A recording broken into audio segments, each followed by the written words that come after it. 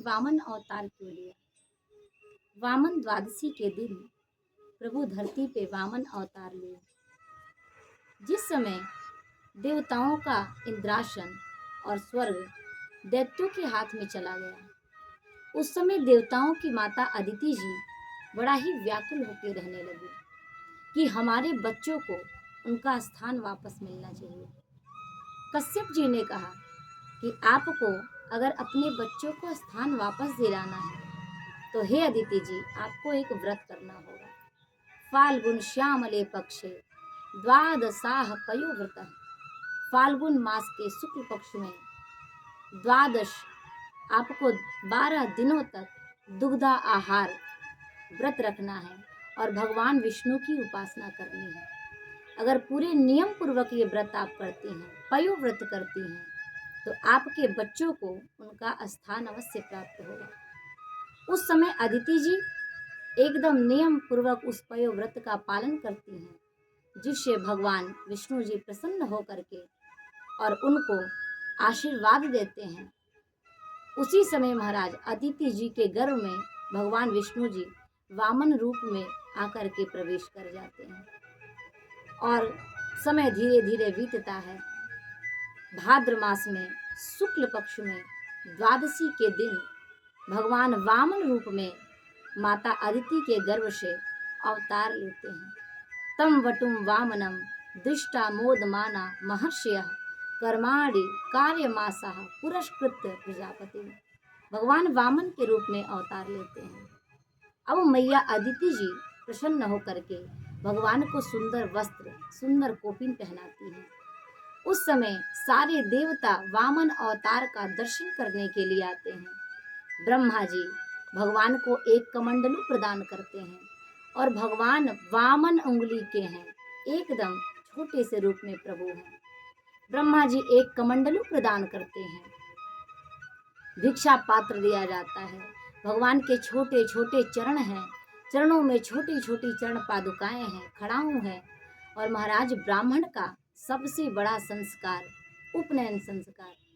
उस समय भगवान बृहस्पति जी आते हैं और प्रभु को वामन अवतार में जो भगवान विष्णु ने जन्म लिया, उनका उपनयन संस्कार होता है, उनका सुंदर जनेऊ किया जाता है। अब महाराज हाथ में एक भिक्षा पात्र दिया जाता है। इतनी दिव्य, इतनी सुंदर झांकी वामन भगवान की होती है। अब भिक्षा पात्र में अन्नपूर्णा मैया सबसे पहले भिक्षा भरती हैं, लेकर जाते हैं। और बृहस्पति जी को, चूंकि देवताओं के गुरु बृहस्पति जी थे और दैत्यों के गुरु शुक्राचार्य जी थे, तो वामन भगवान बृहस्पति जी को ले जाकर के भिक्षा देते हैं। गुरुवर ने कहा कि नहीं नहीं, हमें भिक्षा आपके भिक्षा पात्र से, हमें ये कोई अन्न नहीं चाहिए, हमें आपके भिक्षा पात्र से प्रभु ये पूरा त्रिलोकी चाहिए।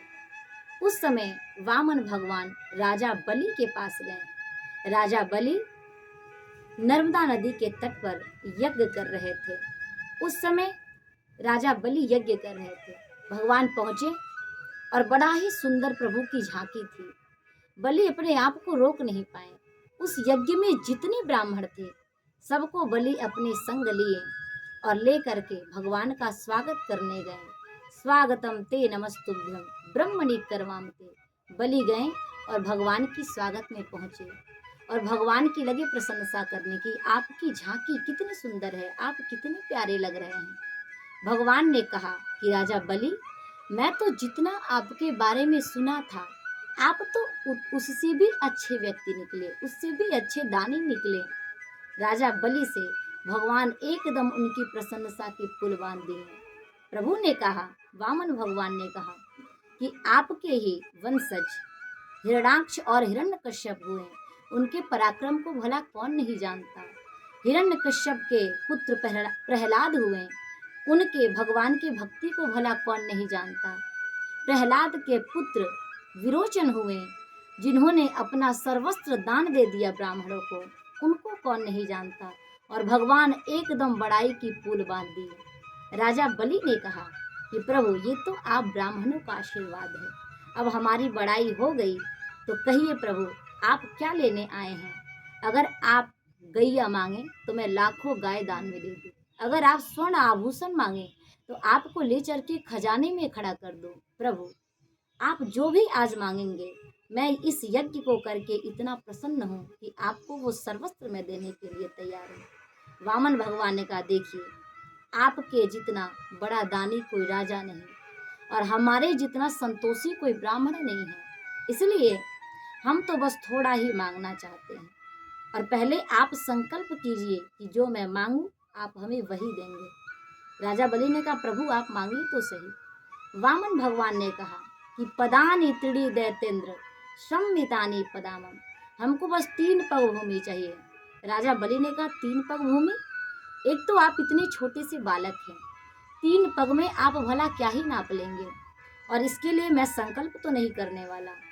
राजा बलि को आगे चल के लोग कहेंगे कि 3 पग भूमि किसी ब्राह्मण को दिए, वो भी संकल्प करके। भगवान ने कहा, हम बड़े संतोषी ब्राह्मण हैं, हमको तो इतना ही चाहिए और संकल्पित भूमि चाहिए 3 पग। बार बार प्रभु 3 पग भूमि, 3 पग भूमि कहते हैं। उस समय दैत्यों के गुरु शुक्राचार्य जी आते हैं और अपने ध्यान लगाकर देखते हैं शुक्राचार्य जी। वो समझ जाते हैं कि ये कोई और नहीं है, ये परम पिता परमेश्वर श्री विष्णु जी महाराज हैं, श्री ठाकुर जी महाराज हैं। शुक्राचार्य जी जाते हैं और बलि से कहते हैं कि बलि, तुम अपने वचन से विमुख हो जाओ, तुम संकल्प मत लो, क्योंकि ये तुमको 3 पग में ही पूरा खंगाल देगा, पूरा खाली कर देगा। इतना कहते हैं शुक्राचार्य जी। बलि ने कहा कि गुरुवर, अगर आप ये कहते हैं कि ये परम ब्रह्म है, ये भगवान विष्णु है, तो इससे अच्छी भला कौन सी बात है। मेरे तो दोनों हाथ में लड्डू है। अगर ये साधारण ब्राह्मण है और 3 पग भूमि लेकर चले गए तो बड़ी अच्छी बात है, और अगर ये भगवान विष्णु है और भगवान विष्णु हमसे कुछ मांगने आए हैं और मैं बलि अपने बात से विमुख हो जाऊं, ऐसा नहीं हो सकता। लोग कहेंगे कि राजा बलि के यहाँ स्वयं भगवान मांगने आए, इसलिए मैं तो संकल्प लेता हूँ। और राजा बलि ने 3 पग भूमि वामन भगवान को देने के लिए संकल्प लिया। और जैसे ही राजा बलि हाथ में कमंडलो जल लेकर के संकल्पित करते हैं, उस समय भगवान जैसे जैसे वो संकल्प कर रहे हैं, वैसे वैसे वामन अवतार में भगवान 52 उंगली से बढ़ते बढ़ते अपने स्वरूप को एकदम विराट करने लगे। और महाराज, एक पग में प्रभु पूरी धरती नाप दिए, दूसरे पग में प्रभु पूरे स्वर्ग को नाप दिए। अब भगवान ने कहा कि आपने 3 पग भूमि देने के लिए कहा, अब ये तीसरा चरण कहाँ रखूं। राजा बलि ने कहा कि प्रभु ये बताइए कि दान बड़ा कि दानी बड़ा। भगवान कहते हैं जो दान करता है वही बड़ा है, दानी बड़ा है। तो राजा बलि ने कहा कि प्रभु ये जो तीसरा चरण है हमारे मस्तक पे रख दीजिए। उस समय वामन अवतार में प्रभु विराट स्वरूप में आकर के और वामन भगवान ने तीसरा चरण राजा बलि के मस्तक पे रख दिया, सर पे रख दिया। और इस प्रकार भगवान ने दैत्यों के हाथ से देवताओं के लिए वो स्वर्ग प्राप्त कराएं। ये वामन अवतार की कथा है। जय श्री राम।